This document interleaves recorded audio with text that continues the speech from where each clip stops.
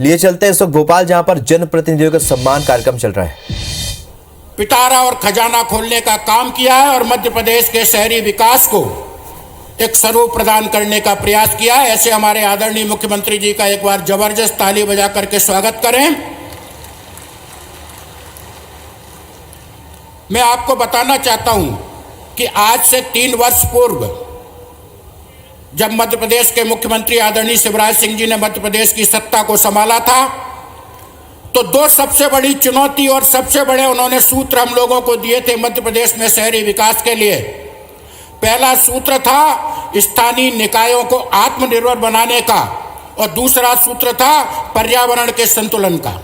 और मैं बड़े गर्व के साथ इस बात को कहना चाहता हूं कि आदरणीय मुख्यमंत्री जी के नेतृत्व में, जैसा कि माननीय प्रधानमंत्री जी की मंशा थी, पूरे देश में मध्य प्रदेश में शहरी विकास में अगर सबसे प्रथम स्थान किसी ने प्राप्त किया है तो कई क्षेत्रों में वो मध्य प्रदेश ने हासिल किया है, हमारे प्रदेश ने हासिल किया है। इस माननीय मुख्यमंत्री जी की दृढ़ इच्छा और संकल्प शक्ति की वजह से ये संभव हो सका है। कोरोना जैसा संकट भी हमने और आपने झेला है, सिर्फ देखा नहीं है। ऐसा कोई व्यक्ति नहीं है जिसके परिवार में इस संकट को झेला नहीं हो, सहन नहीं किया हो। पर उस संकट में भी देवदूत बन के माननीय मुख्यमंत्री जी ने मध्य प्रदेश के नागरिकों के प्राणों की रक्षा की है। और वो संकट का जब दौर था तब भी उन्होंने पिटारा खोलने का काम किया। 6 लाख फुट पर जो फुटपाथ विक्रेता थे, जिनकी रोजी रोटी कोरोना में समाप्त हुई थी, उनको रोजगार देने का काम किया। 1,27,00,000 लोगों को, 1,27,00,000 से ज्यादा लोगों को मध्य प्रदेश में उस संकट के समय में निःशुल्क भोजन भी उपलब्ध कराने का काम आदरणीय मुख्यमंत्री जी ने किया। विकास की बहुत लंबी प्रक्रिया है। पूरे देश में सर्वाधिक आवास अगर किसी ने देने का काम किया शहरी क्षेत्र में तो आदरणीय मुख्यमंत्री जी ने किया। लगभग 6 लाख आवास मध्य प्रदेश के शहरी क्षेत्र में गरीब नागरिकों के लिए बन के तैयार हो चुके हैं। बहुत सारी सुविधाएं, बहुत सारे संसाधन, बहुत सारी विकास की योजनाएं मध्य प्रदेश के लिए माननीय मुख्यमंत्री जी ने चालू की। दुर्भाग्य की बात, एक बार फिर आपको लिए चलते भोपाल, जहां पर नवनिर्वाचित प्रतिनिधियों का सम्मेलन इस वक्त जारी है। सभी नगर पालिकाओं के अध्यक्ष और उपाध्यक्षगण, सभी नगर परिषद के अध्यक्ष और उपाध्यक्षगण, सभी नगर निगमों के माननीय पार्षदगण, सभी नगर पालिकाओं के पार्षदगण, सभी नगर परिषद के पार्षदगण, सभी सम्मानित पत्रकार मित्रों, सभी अधिकारीगण, भाइयों और बहनों, आज हमारी जनोन्मुखी सरकार की पहली और जीवंत इकाई आप सब लोग हैं। प्रधानमंत्री जी ने जनता के दायित्व की परिभाषा बदल दी है। संवेदनशीलता और समस्या निराकरण में, निवारण में हमारे यशस्वी मुख्यमंत्री माननीय शिवराज सिंह जी ने एक उदाहरण देश की अनेक सरकारों को दिया है।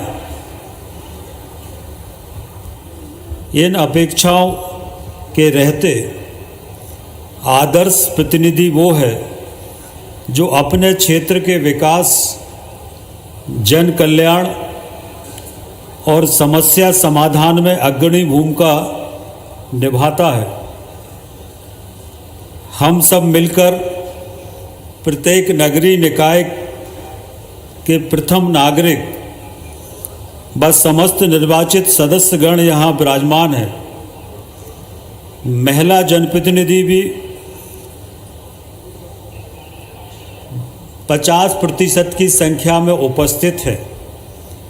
और इसके लिए मैं माननीय मुख्यमंत्री जी का अभिनंदन करना चाहता हूं, जिन्होंने देश में पहली बार ये नगरीय निकायों में ये प्रावधान किया, ये कानून बनाया कि नगरीय निकायों में 50% पद, चाहे पंचायत हो चाहे स्थानीय शासन हो, 50% पद महिलाओं के लिए आरक्षित करने का निर्णय अगर देश में सबसे पहले किसी ने लिया तो हमारे यशस्वी मुख्यमंत्री माननीय शिवराज सिंह चौहान जी ने लिया है।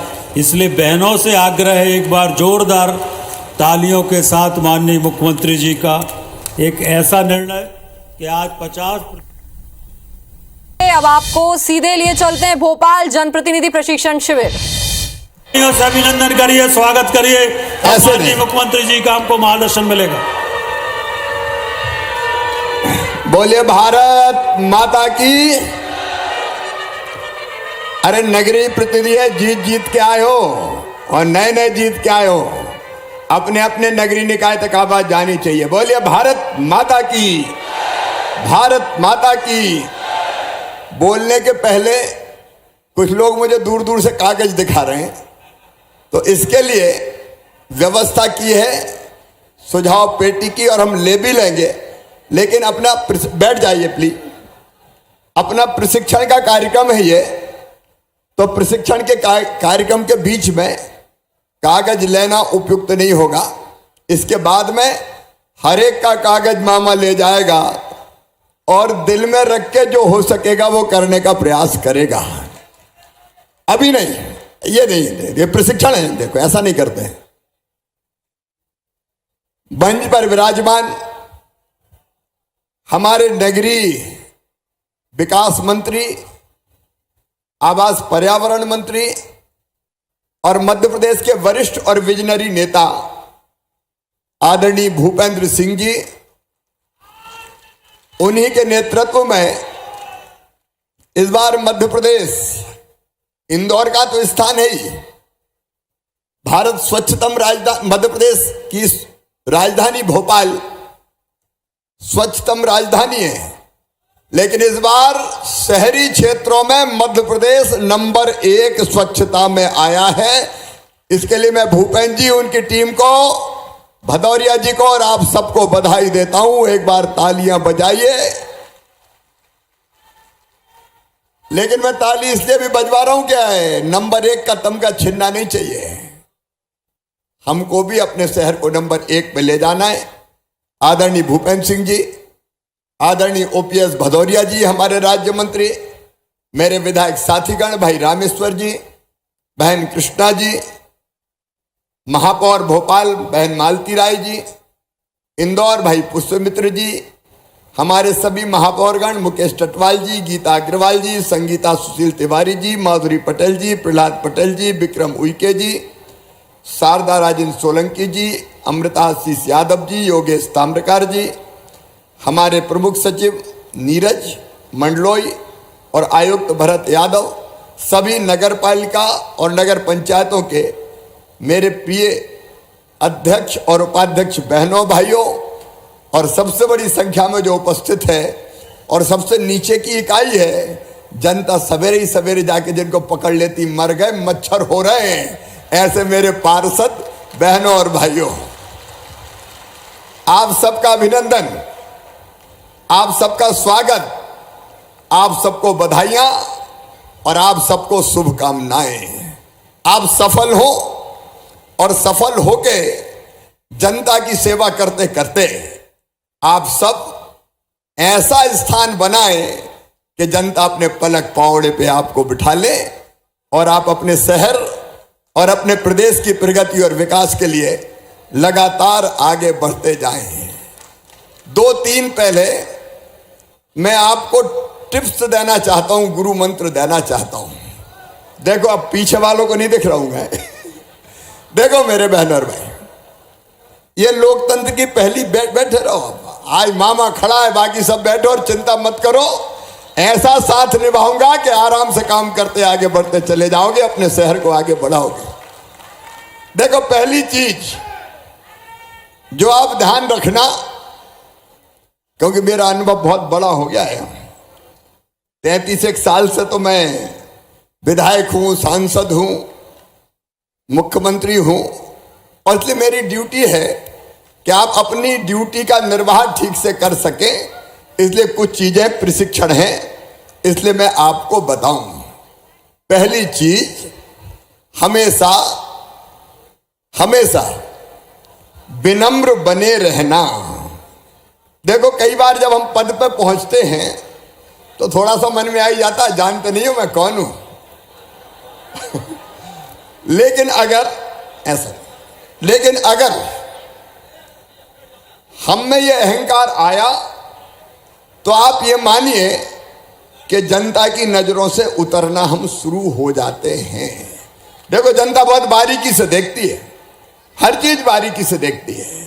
पहले कैसे बोलता था, अब कैसे बोलता है, पहले कैसे मिलता था, अब कैसे मिलता है। और वो सामने तो कुछ नहीं कहेंगे, अगर व्यवहार में परिवर्तन दिखा तो धीरे धीरे वो दिल में रखते रहेंगे और बाद में जब कोई निर्णायक टाइम आएगा तो एक साथ निकाल देते हैं वो। तो पहली चीज, हम अहंकार ना लाएं, हम विनम्र बने रहें, ये पहली चीज है। मेरी बात सब सुन रहे हैं ना? अरे सुन रहे कि नहीं? पहली चीज विनम्रता। दूसरी चीज, कोई भी कागज पे बिना पढ़े लिखे दस्तखत मत करना, पढ़े बिना कहीं दस्तखत मत करना। मेरी बात समझ गए? और नहीं तो कहीं आ गया कोई कर्मचारी, मेरी बात सुन ले, पहले मेरी बात सुन, ये प्रशिक्षण है, बात सुन ले। मैं इसलिए कह रहा हूं, मैंने ऐसे देखे कि हम क्या करें, हमने तो पढ़ा ही नहीं था, मामा जी दस्तखत करवा लिए। तो ऐसा कभी नहीं करना। नियम पढ़ो, प्रक्रिया पढ़ो, सारी जानकारी लो और हर चीज पढ़ के करना, बिना पढ़े मत करना। ये मूल मंत्र दे रहा हूं। नहीं कई बार हमने ढंग से कोई चीज नहीं देखी और गड़बड़ हो गई तो दूसरा नहीं पकड़ाता, पकड़ाते हैं तो हम पकड़ाते हैं, फंस जाते हैं। और इसलिए खूब पढ़ें, नियम समझें, प्रक्रिया समझें और उसके बाद जब चीज ठीक समझें तभी हम कागज पर साइन करें, दस्तखत करें। एक बात जरूर आप ध्यान में रखें कि हम जितने भी हैं, चाहे हम मेयर हो, चाहे हम नगर पालिका नगर पंचायत के अध्यक्ष हो, चाहे हम उपाध्यक्ष हो, ये कैमरा वाले भी मुझे डिस्टर्ब नहीं करें भाई, चाहे हम उपाध्यक्ष हो और चाहे हम पार्षद हो, देखिए, और मुख्यमंत्री हो जाए, मंत्री हो, हम सब हैं जनता के सेवक। सेवक हैं कि नहीं बताओ? सेवक हैं कि नहीं? लोकतंत्र में हम हैं जनता की सेवा के लिए, जनता की बेहतरी के लिए। और इसलिए एक मंत्र, एक श्लोक मैं आज आपको सुनाना चाहता हूं। गीता में जो भगवान श्री कृष्ण ने अर्जुन को कहा था, अच्छा कार्यकर्ता कौन, तो उन्होंने एक श्लोक कहा था, मुक्त संगो अनहमवादी धृति उत्साह समन्विता सिद्धि असिद्धियों निर्विकारा कर्ता सात्विक उच्चते। मुक्त संगों का मतलब जीतने के बाद हम कुछ लोगों के नहीं हैं, अगर पार्षद हैं तो पूरे वार्ड के पार्षद हैं, अगर अध्यक्ष हैं तो पूरे शहर के अध्यक्ष हैं, उपाध्यक्ष हैं तो पूरे शहर के उपाध्यक्ष हैं। और नहीं तो जब वार्ड में गए और कोई ने कहा कि भैया हमारे काम कर देना, अरे आ गए, वोट दिया था, उसके साथ खड़े थे, चलो जाओ, नहीं करते। अब जीतने के बाद देखो, हमको ध्यान रखना है तो सबका रखना है। याद रखना, तुलसीदास जी ने बड़े सरल शब्दों में कहा था, पर हित सरिस धर्म नहीं भाई, पर पीड़ासम नहीं अधमाई। दूसरों का भला करने से बड़ा कोई धर्म नहीं है और दूसरों का बुरा करने से बड़ा पाप कोई नहीं है। सही बात है कि नहीं? तो जीतने के बाद हम सबके हैं, हम बेहतर काम करने की कोशिश करेंगे। जिनने आज नहीं दिया कल अपन को देंगे, अच्छा काम करेंगे तो क्या चिंता की बात है, कल मौका देंगे वो। और इसलिए मुक्त संगो अनहमवादी मतलब घमंड नहीं आना चाहिए, अहंकार नहीं होना चाहिए। अनहमवादी का मतलब देखो, हम सब जानते हैं घमंड कौन का बचा। बाप अपने बुजुर्ग कहते थे रावण कंस का नहीं बचा, तो कौन का बचेगा? इसलिए घमंड मत करना, अच्छे नेता बनना, मुक्त संगो अनमवादी। धृति मतलब मेरी बहनों और भाइयों धैर्य हमेशा रखना। देखो अब अपन ने ऐसा काम चुना है जिसमें जनता रोज आएगी, सवेरे 6 बजे पहुंच गए और पार्षद जी पानी नहीं आओ, और आपने कि मर जाएगा बोर्ड देकर खरीद लो का, हमें सवेरे से आ गए।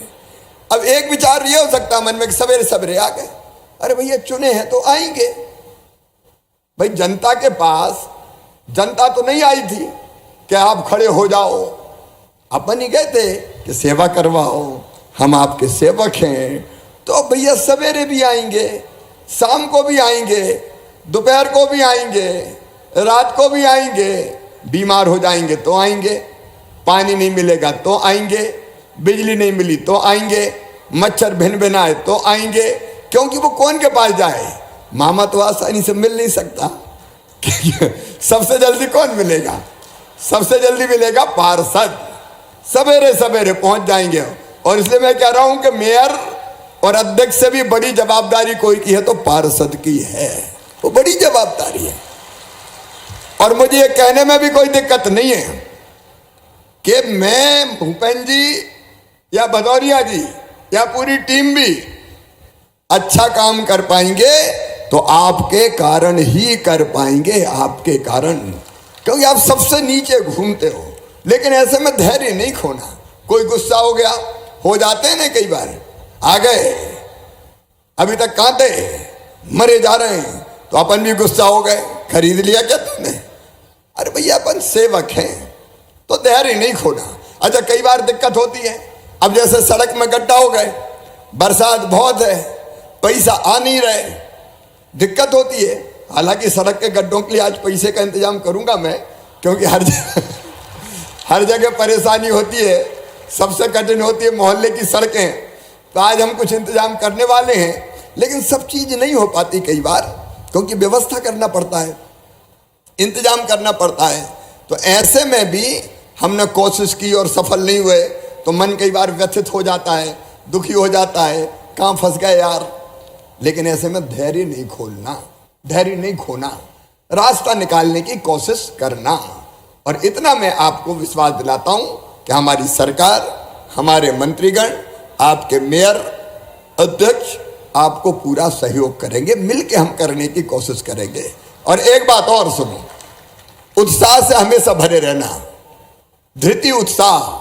देखो अपन है जनता के नेता, अगर अपन निराश हो गए, अपन ने निराशाजनक बात शुरू कर दी तो फिर कुछ हो ही नहीं सकता, जनता भी निराश हो जाएगी।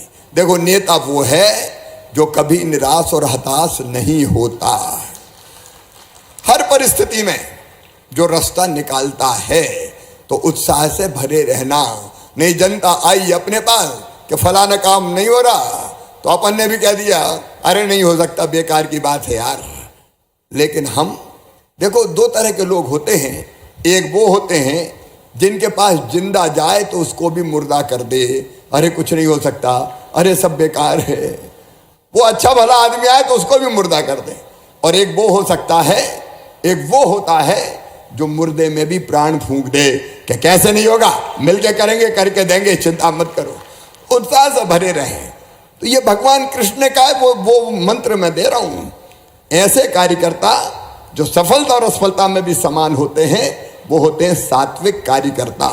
और एक और आप रट लेना मेरी बात, एक सूत्र है सफल होने का सूत्र, क्योंकि आप यहीं तक थोड़ी रहना है, अपन को और भी आगे जाना है। एक सूत्र जो मैं बचपन से ध्यान में रखता हूं, पांव में चक्कर, मुंह में शक्कर, सीने में आग और माथे पे बर्फ। पांव में चक्कर मतलब सवेरे उठो और निकल जाओ अपने शहर में, निकल जाओ अपने वार्ड में। कई बार चाय भी दूसरे के घर ही पियो, सवेरे सवेरे अपने घर चाय पीने की भी जरूरत नहीं है। टाइम बांध के 1 घंटा भ्रमण करूंगा और लोगों से मिलना जुलना, संवाद, चर्चा, लोगों से बचना नहीं है, लोगों के सामने जाना है, उनको मिलने का मौका देना है। कई बार नहीं होगी आज समस्या हल देखेंगे, लेकिन लगातार अपने कार्य क्षेत्र में घूमते रहो, इसका मतलब है पांव में चक्कर। समझ गए मेरी बात? पीछे से आवाज नहीं आ रही, मेरी बात समझे? पांव में चक्कर। और दूसरी है मुंह में शक्कर, मतलब कड़वा मत बोलो, मीठा बोलो। अगर कोई चीज तत्काल नहीं हो सकती तो प्रेम से तो बोल लो यार। प्रेम से बोलने में कुछ लगता है क्या? बताओ, पीछे तक बताओ, लगता है क्या? अच्छी ऐसी वाणी बोलिए मन का आपा खोए, आपों को शीतल करे और हम शीतल होए। कई बार तो मीठी वाणी में ही काम चल जाता है कि भैया कुछ हुआ नहीं हुआ, बात बड़े अच्छे से करी, आदमी तो अच्छा है, बहन तो अच्छी है, कई बार इसमें भी काम चल जाता है। और इसलिए करने की कोशिश करना, लेकिन बोलना अच्छा, क्योंकि हम जनप्रतिनिधि हैं। देखो अपनी व्यक्तिगत जिंदगी नहीं रह सकती क्या हमें नहीं सुनना? हम नहीं सुनना तो चुनाव काय को लड़े, जीत के काय को आए, सुनना ही पड़ेगा, तुम्हें अच्छे से बोलना ही पड़ेगा। हम अच्छे से बोलेंगे तो हम लोगों को संतुष्ट भी करेंगे और हमारी छवि भी लोगों के दिल और दिमाग में अच्छी बनेगी। ये हो गया मुंह में शक्कर। और सीने में आग, मतलब काम करने की तरफ होनी चाहिए। मेरे वार्ड को सबसे अच्छा वार्ड बनाऊंगा, स्वच्छता में बनाऊंगा, विकास में बनाऊंगा, लोगों की समस्याओं को हल करने में बनाऊंगा या बनाऊंगी, इसमें कसर नहीं छोड़ना। ये सीने में आग होती है। देखो आदमी को आलसी कभी नहीं रहना चाहिए। मैं मेरे ही उदाहरण दे रहा हूं। मैं सवेरे 6:30-7 बजे कई बार वीडियो कॉन्फ्रेंसिंग से कलेक्टरों को, कुछ जिलों को जोड़ लेता हूं। सवेरे सवेरे मेरा काम शुरू हो जाता है। सवेरे से लेके देर रात तक काम करता हूं। मैं थकता इसलिए नहीं हूं कि एक आग अंदर जलती रहती है कि और कर और कर। तू केवल सोने के लिए थोड़ी है, तू बैठने के लिए थोड़ी है, तू 8 करोड़ 8.5 करोड़ लोगों के लिए है, तो ये आराम करने का कोई हक नहीं है, तो कर। और एक और बात बताता हूं अनुभव की, कि जब ये तड़फ मन में पैदा होती है तो अपने शरीर से ऐसे रसायन निकलते हैं जो दिन रात काम करने की ताकत देते हैं, शक्ति देते हैं। ये मैं ऐसे झूठ मूठ नहीं कह रहा। अगर किसी को मैया वैष्णव देवी के दर्शन करने जाना हो तो पैदल कितना चलना पड़ता है? 14 किलोमीटर। आप बताओ, भोपाल में मैं आपसे कह दूं पहाड़ पर चढ़ने की नहीं कहूं, मैं वैसे कह दूं 14 किलोमीटर चले जाओ, कोई जाएगा क्या? जा ही नहीं सकता। अरे कहां मर जाएंगे, गाड़ी चाहिए जरा में। लेकिन मैया के दर्शन की तरफ अगर मन में है तो 14 किलोमीटर कैसे चढ़ जाते हैं पता ही नहीं चलता, क्योंकि मन में संकल्प हो गया कि हमको ये पूरा करना है। याद रखना, मैं जो बता रहा हूं अपने अनुभव से बता रहा हूं।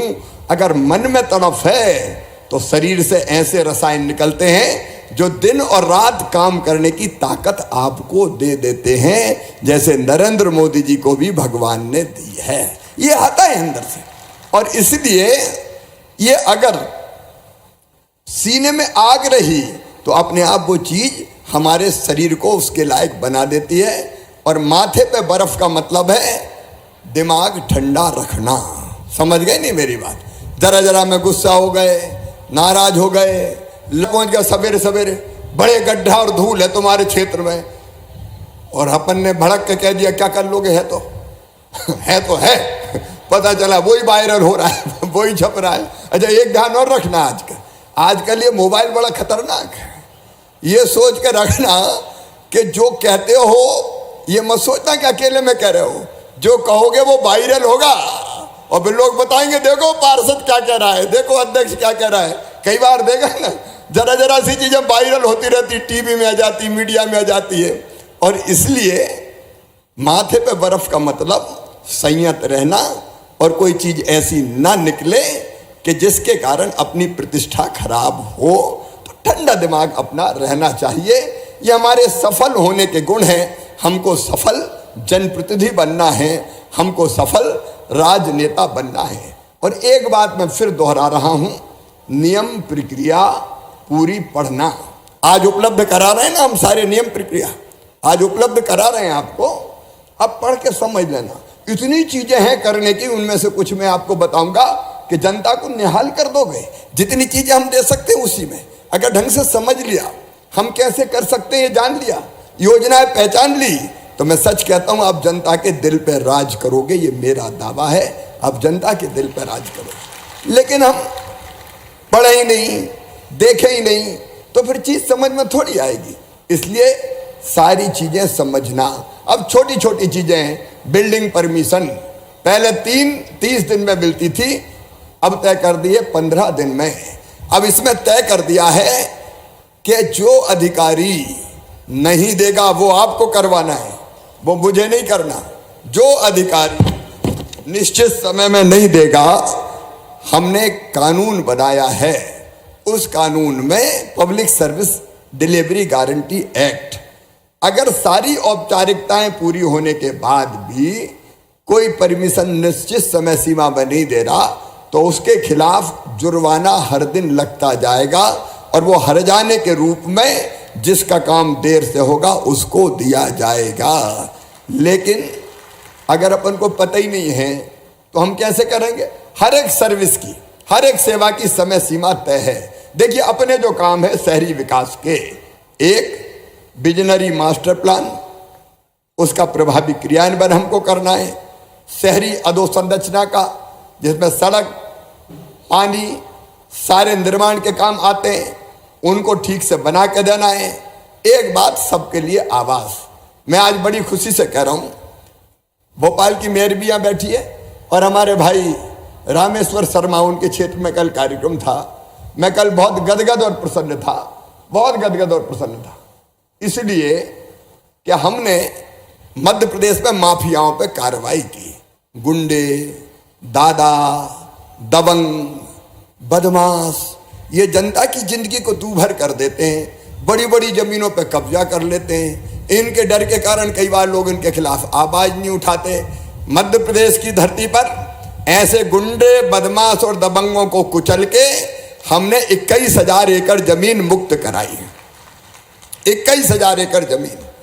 और मेरा प्लान है, मैं आपका भी सहयोग चाहता हूं कि उसमें से जो जमीन शहर में है, वो जमीन हम गरीबों के मकान बनाने के लिए दे दें, गरीबों के मकान बनाए।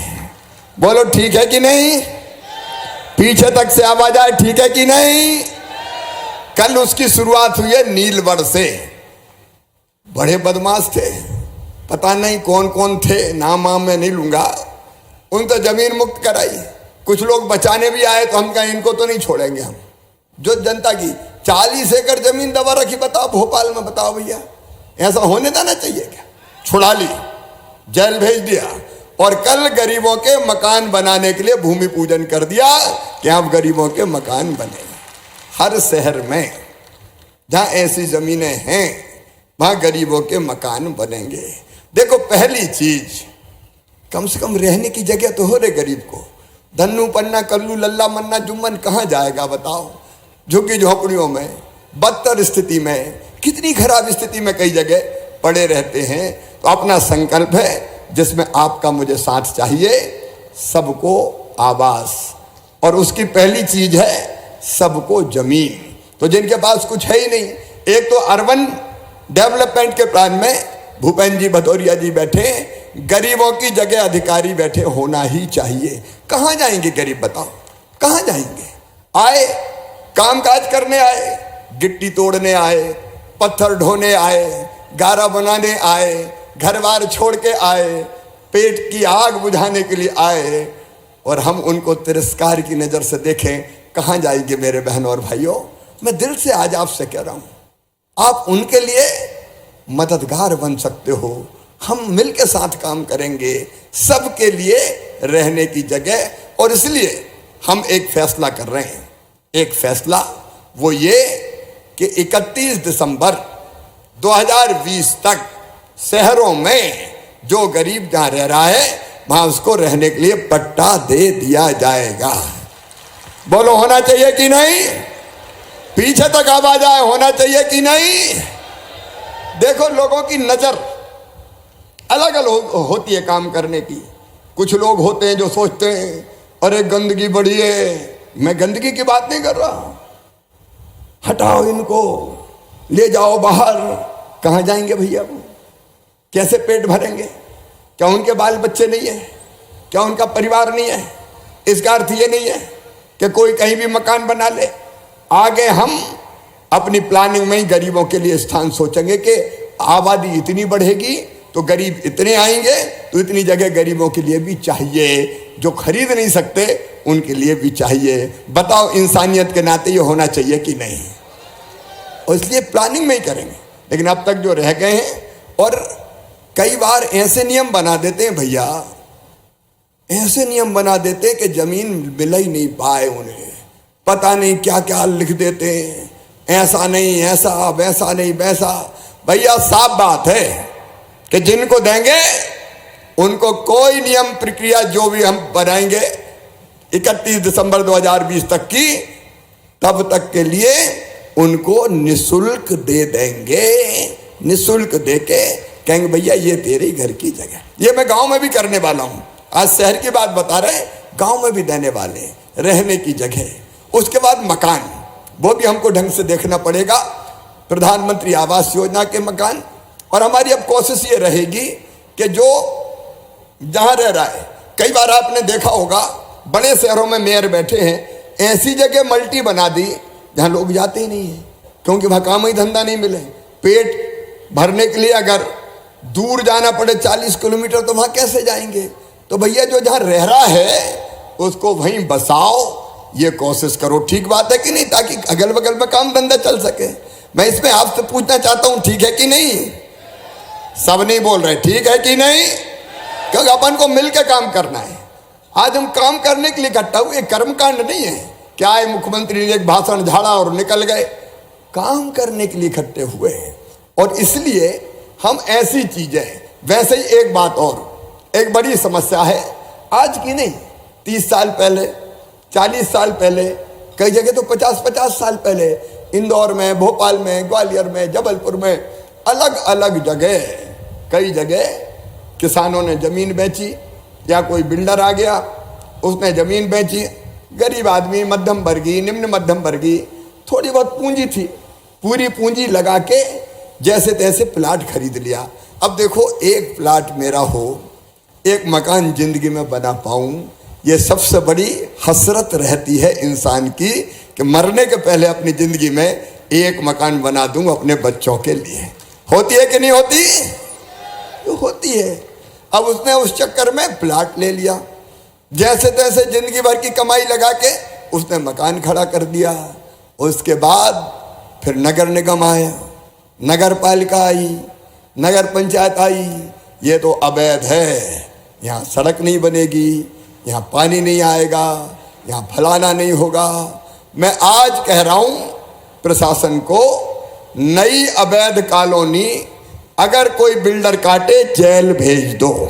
नियम प्रक्रिया पूरा ना करे, जेल भेज दो, कोई दिक्कत नहीं है इसमें।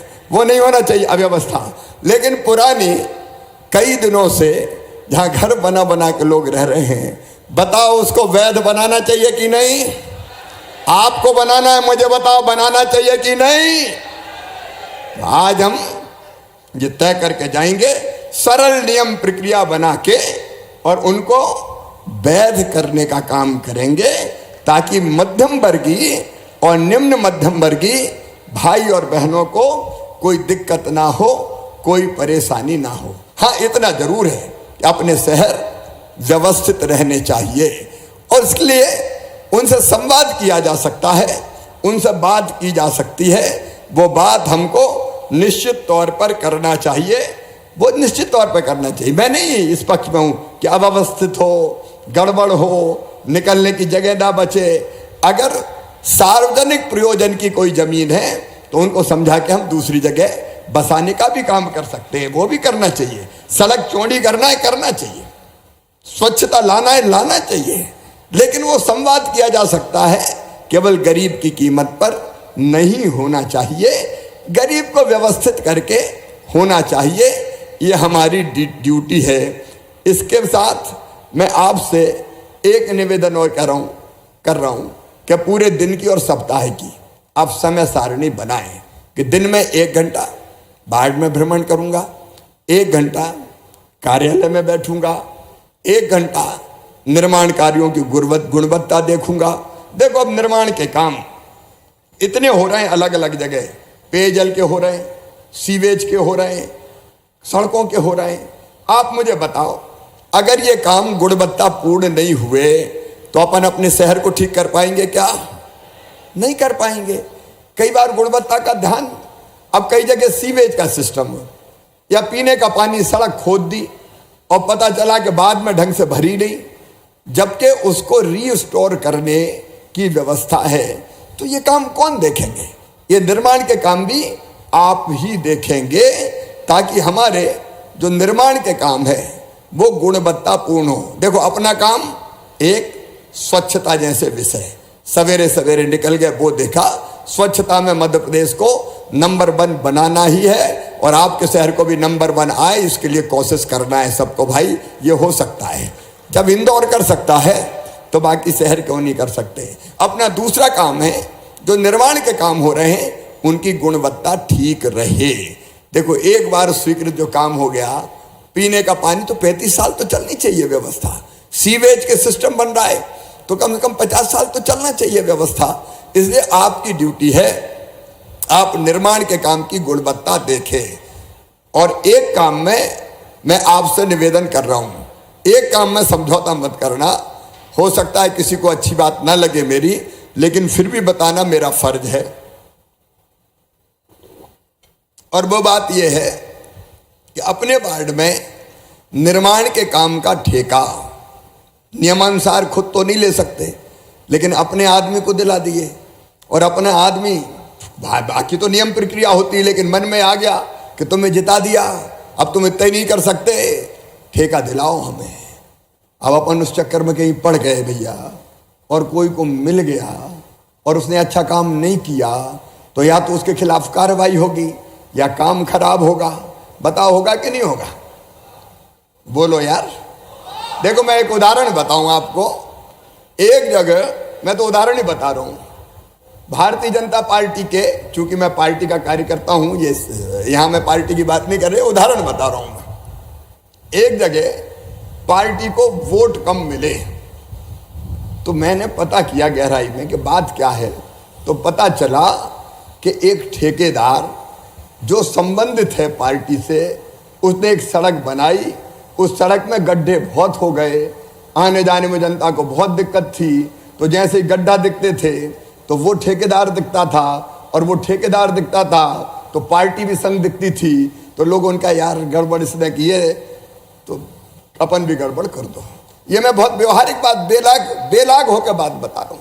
और इसलिए कभी भी हम अपने यहाँ कोई ऐसा कर दे कि जो गड़बड़ करे तो बोल भी ना पाए, तो इस चक्कर में मुझे लगता हमें नहीं पड़ना चाहिए, क्योंकि हमें तो डंडा हाथ में रखना है ना। गड़बड़ हुई तो ठीक कर देंगे, और नहीं तो अपन नहीं सोचा कि अब क्या करें यार, अब वही तो चुनाव जिताता, चलो चल ले दो। बताओ, ऐसा होना चाहिए क्या? पीछे तक बताओ, होना चाहिए क्या? तो ये सावधानी की चीजें हैं। देखो, हम ढंग से काम, हाँ कोई अच्छा काम करता है, मुझे बिल्कुल आपत्ति नहीं, जुड़ा हुआ भी कोई हो और अच्छा काम करता है, कॉन्ट्रैक्टर है, होना चाहिए, लेकिन काम की गुणवत्ता में कोई भी समझौता नहीं होना चाहिए अधोसंरचना के मामले में। हमारे दूसरी चीज है, जो दूसरा बड़ा काम है, वो समय सीमा पे लोगों को सुविधाएं मिल जाए, बिल्डिंग परमिशन, नल का कनेक्शन। मैं आज कहना चाहूंगा विभाग को, कौन सी सुविधा कितने दिन में दी जा सकती, कैसे दी जा सकती है, उसकी पूरी जानकारी, और भूपेंद्र जी पूरे पेपर्स हमारे हर पार्षद के पास हो और हमारे हर अध्यक्ष और उपाध्यक्ष के पास हो, ताकि पूरी जानकारी उनको हो। तो जनता आएगी, परेशान हो रहा है इतने दिन से, परमिशन ही नहीं मिल रही, परमिशन काहे नहीं मिल रही? तो पता चला कोई धीरे से भेंट पूजा मांग रहा है। ये जो भेंट पूजा वाले हैं, इनको मैं छोड़ूंगा नहीं किसी भी कीमत पर। जगह जगह देख रहे हो, जहां गड़बड़ होती है वहां एक्शन लेते हैं, लेकिन ये सब ऐसे नहीं होते, अच्छे बहुत हैं, लेकिन जो गड़बड़ करते हैं उनके खिलाफ कार्रवाई एकमात्र उपाय है। तो आपकी जानकारी ये सब होगी तो कौन सी चीज कितने दिन में मिलना चाहिए, हम लोगों की मदद कर सकेंगे। तो दूसरी हमारी बड़ी चीज है, सुविधाओं का लाभ हम लोगों को समय सीमा पर दिलाएं, ये हमारी ड्यूटी है, क्योंकि हम चुन के आए हैं। इसलिए दूसरा काम हमको ये करना है। तीसरा जो हमारा काम है मेरे प्रिय बहनों और भाइयों, जिसमें मैं आपका सहयोग चाहता हूं, मैं भाषण नहीं दे रहा, मेरे दिल में जो बात आ रही है, मैं अंदर से, अंतरात्मा से जो निकल रहा है वो आपके बीच में रख रहा हूं। देखो, अलग अलग योजनाएं हैं। भूपेंद्र जी अभी बता रहे थे पीएम स्वनिधि योजना, स्ट्रीट वेंडर की योजना। देखो, आप अगर अपने क्षेत्र में कितना कर सकते हो। अगर कोई हाथ ठेला वाला है, कोई छोटा मोटा व्यवसाय करने वाला है, पान की गुमटी वाला है, चाय की दुकान वाला है, जमीन पर रख के फल सब्जी बेचने वाला है, तो इनके लिए व्यवस्था है। 10,000 रुपया बिना ब्याज के मिलेंगे। साल भर में वो 10,000 का, अपन जानते हैं अभी क्या होता है, अगर किसी सब्जी वाले को पैसे की जरूरत पड़ी और 5,000 रुपया लिए उसने, तो कितने % ब्याज पे लेता है? आदमी कहता है कितने पे लेता है? 5-10%, कई जगह तो 100 रुपया लिया तो महीने भर में 125 दे जा। ये होता है कि नहीं होता? तो ये 25% हो जाता है। अब जितना कमाए वो ब्याज में ही गंवा दे, और इसलिए 10,000 रुपया तक बिना ब्याज का लोन, ये स्ट्रीट वेंडर की अपनी योजना है। पूरे 10,000 वापस कर दिए, अगले साल 20,000, 20,000 वापस कर दिए तो 50,000। अगर आप धीरे धीरे अपने क्षेत्र में ऐसे जितने लोग हों उनको दिलवाएं, उनकी मदद करें, तो उनकी मदद होगी और आपका आधार बढ़ेगा। ऐसी एक नहीं, अनेकों योजनाएं हैं। उन योजनाओं को आप ढंग से पढ़ना। शहरों में अब आजीविका मिशन बन गया है। मैं विशेषकर बहनों से कहना चाहता हूं, मेरी प्रिय बहनों, आजीविका मिशन बना है शहरों में, जो गरीब बहनों की काम धंधे के लिए है। उनको लोन दे रहे हैं, ब्याज की सब्सिडी दे रहे हैं, हर महीने उनके खाते में मैं पैसा डालता हूं, अलग अलग योजनाओं के। तो ये शहरी आजीविका मिशन बना लेना, नहीं बने हो तो, और उन बहनों के साथ बैठना। उनको कई तरह के काम कर सकती है सरकार ने, कई तरह के काम उनके जिम्मे कर रखे। उसका वर्णन करूंगा तो देर बहुत हो जाएगी। तो उन आजीविका मिशन वाले जो हमारे भाई बहन हैं, उनकी आप मदद करने का प्रयास करना। तो ये अलग अलग योजनाएं आप निकाल लो। शहर में कितनी, अभी अपन ने 38 योजनाओं के लिए, क्योंकि योजना बताऊंगा तो समय बहुत लगेगा, 38 योजनाओं के लिए वार्ड में शिविर लगाए थे और आवेदन लिए थे। आपने शिविर में भाग लिया क्या? जिनने लिया हाथ उठाओ। काफी लोगों ने लिया। अब आपको खुशी होगी जान के कि 83 लाख नए लोग राशन नहीं मिल रहा है, तो राशन मिलेगा। अब उजला रसोई गैस का कनेक्शन नहीं मिला, उजला रसोई गैस का कनेक्शन मिलेगा।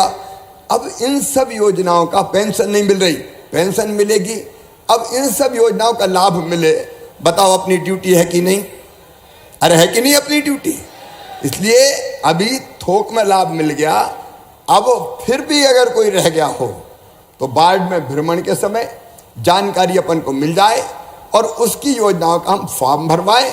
मैं आपको विश्वास दिलाता हूं कि जो पात्र हितग्राही होगा और छूटा होगा उसको योजना का लाभ दिया जाएगा।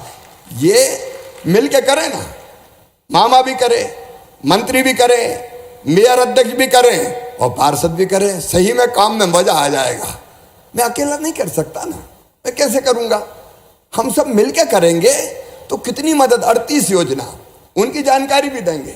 अलग अलग योजनाओं के फॉर्म भरवाओ, लोगों की मदद करो। कोई गड़बड़ करे तो उसकी खबर भी करो। तो हम स्मूथली कई योजनाओं को लोगों तक पहुंचा देंगे। लोगों की परेशानी कम होगी और आप लोगों के दिल में बैठ जाएंगे। आप लोगों के दिल में बैठ जाएंगे। क्यों नहीं कराना चाहिए जब हम अधिकार संपन्न हैं? मैं भी करना चाहता हूं, आप भी करना चाहते हैं, तो आओ मिल के करें ना अपन। आप मेरे हाथ पांव और आंख कान बन जाओ मेरे बहनों और भाइयों।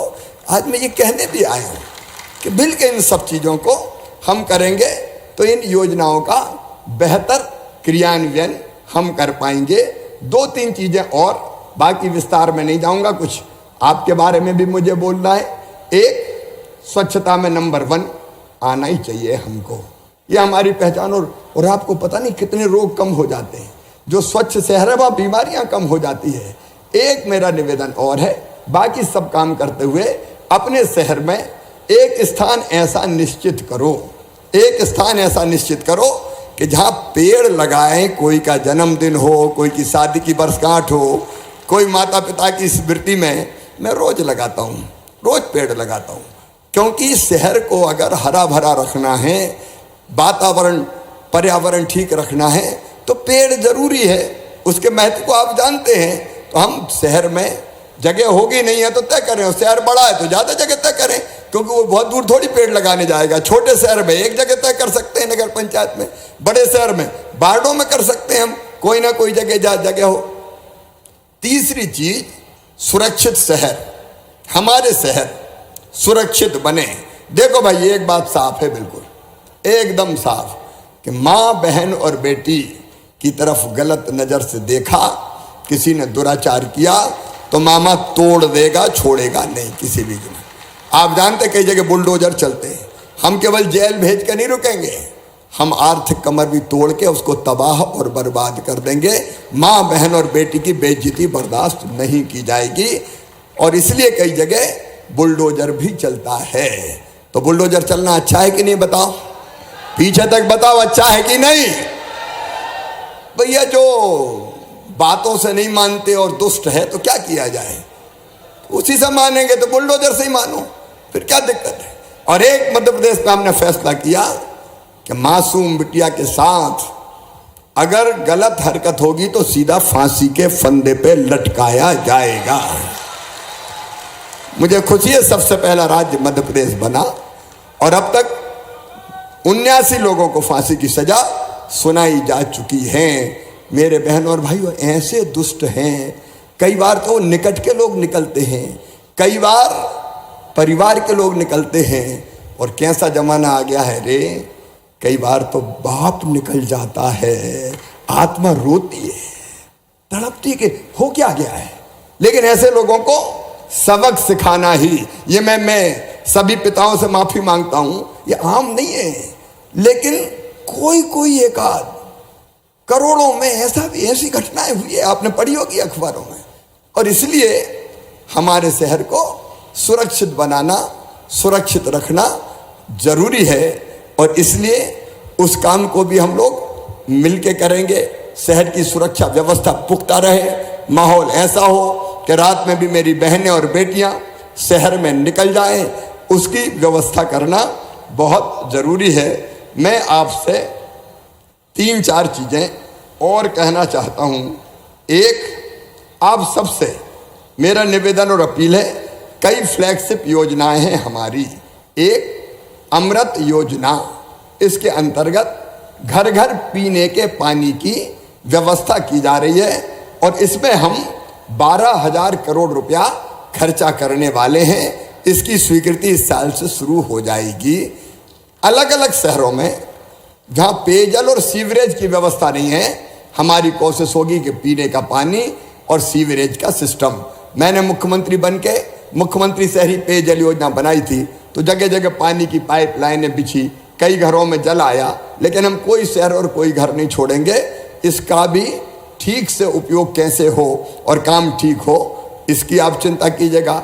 एक योजना बनी है स्वच्छ भारत मिशन के अंतर्गत, हम सभी शहरों को कचरा मुक्त बनाने के लिए 5 साल में 4,900 करोड़ रुपया खर्चा करेंगे। अभी से काम शुरू हो जाएगा। एक, मेरे प्रिय बहनों और भाइयों, आप इस पे ध्यान देना, पीएम आवास योजना का जिक्र भूपेंद्र जी ने किया था। मकान पर तेजी से काम हो, समय पर काम हो, इसकी चिंता आप करना। मुख्यमंत्री शहरी अधोसंरचना के अंतर्गत 5,000 करोड़ रुपया के काम किए जाएंगे। अलग अलग चरणों में वो काम हम आपको देने वाले हैं, तो वो काम ठीक से हो जाए, इसकी चिंता करना। स्मार्ट सिटी मिशन में अलग काम चल रहे हैं, वो उनको स्मार्ट सिटीज के लिए हैं, तो वो ध्यान रखेंगे। एक 14 शहरों में रोप वे भी बना रहे हैं, इलेक्ट्रिक बसों को बढ़ावा दे रहे हैं। रोप वे मतलब जैसे उज्जैन से शुरू हो रहा है, स्टेशन पे उतरे तो सड़क पे जाने नहीं है, स्टेशन पे रोप वे मिलेगा और महाकाल महालोक तक जाएगा, तो सीधे आकाश मार्ग से वो जाएंगे, वहाँ उतरेंगे तो रास्ते में सड़क पे भीड़ नहीं होगी, कई लोग उससे ही आए जाएंगे। ये अभी 14 शहरों में कर रहे हैं, और जो जो शहर उपयुक्त पाया जाएगा उस शहर में हम आकाश मार्ग का भी उपयोग करेंगे, क्योंकि सड़कों पे भीड़ बहुत ज़्यादा हो गई है। कई जगह फ्लाईओवर, ओवरब्रिज बनाने की व्यवस्था हम कर रहे हैं। एक चीज़ और, दीनदयाल रसोई। कुछ शहरों में देखो, बाहर से आया कोई गरीब आया, मजदूरी करने आया दिन में, तो भोजन में बहुत पैसा खर्चा हो जाता है। अपनी कोशिश है कि 5 रुपया में या 10 रुपया में उसको भरपेट भोजन मिल जाए। तो मैं हर शहर में ये रसोई शुरू करना चाहता हूँ।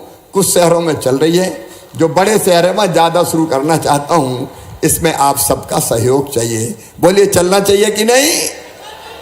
क्योंकि गरीब आए तो 10 रुपया में भरपेट भोजन मिल जाए, आत्मा तृप्त हो जाए, पैसा बच जाए। तो मुझे लगता है इस योजना का, यहाँ हमारे मंत्री जी द्वाय बैठे हुए हैं, अफसर बैठे, तेजी से भाई इसको लागू करो। भूखे भजन ना होए गोपाला, धर लो अपनी कंठी माला, रोटी तो चाहिए। इसलिए इस योजना पे हम काम करेंगे। और एक रैन बसेरा सर्दी के दिन है, सड़क पे नहीं। हर एक शहर को यह संकल्प लेना है कि बाहर से भी कोई गरीब आया, कामकाज करने आया, तो रैन बसेरा में रात में उसको जगह मिलेगी, कंबल रजाई मिलेगी, भोजन की व्यवस्था इसमें होगी रसोई में, और वो ढंग से सोए। ये मैं ऊपर के हमारे अफसर बैठे उनको भी कह रहा हूँ, सर्दी के दिन है, ये ध्यान रख के अलाव जलाने से लेके बाकी सब चीज़ों की व्यवस्था हम लोगों को करना है ताकि दिक्कत ना हो। एक सड़कों के बारे में मैंने बात कही थी, नगरीय निकायों की सड़कों के पुनर्निर्माण की जरूरत है।